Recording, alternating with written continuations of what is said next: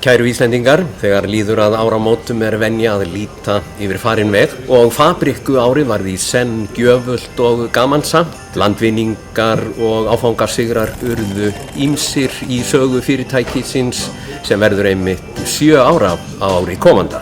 Árið hófst í Hörpu þar sem Simmi og Jói veittu viðtöku hinni ærnu viðurkenningu frá Credit Info. Já, hamborgarafabrikan varð framúrskarandi fyrirtæki 3. árið í röð og var það vonum fagnaðarefni.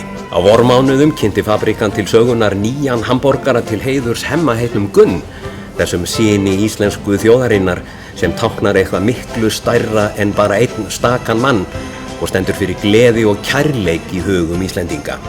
Hemminn með beikonsultu og sló vitanlega í gegn. Þegar leið að sumri tilkynnti fabrikan nýtt samstarf við smávöruverslanir Krónunnar en nú fást allar fabrikuvörurnar í Krónunni. Þú getur því á einfaldan hátt gert þinn eigin Mortens á grillinu heima og slegið þig meðal fjölskyldu og vina. Grænkerar og grænætur fengu byr undir báða vængi á fabrikunni þegar hráefnið var tekið inn á matseðilinn.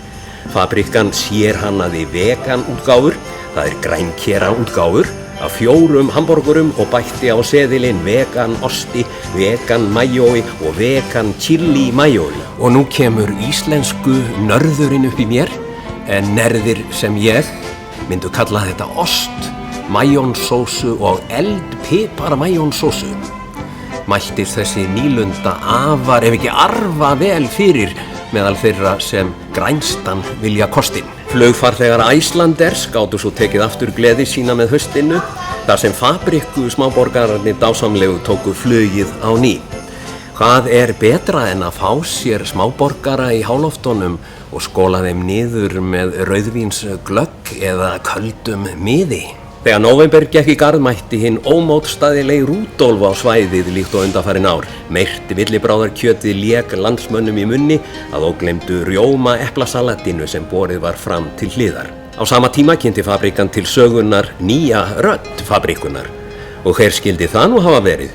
Jú, stendur heiman, það ég sjálfur, Kristinn Ólafsson. Ég sem sagt hættur að masa og mala frá Madrid en tala framvegis frá hamborgarafabrikunni. Stóru haustfréttirnar voru svo truflaðir dagar á fabrikunni þar sem Simmi og Jói eftir velheppnaða ferð á trufluslóðir í Toskana á Ítalíu kynntu til sögunar nýjan trufluborgara. Il Maestro heitir hann í höfuðið á okkar skærustu óperustjörnu Kristjáni Jóhannssyni.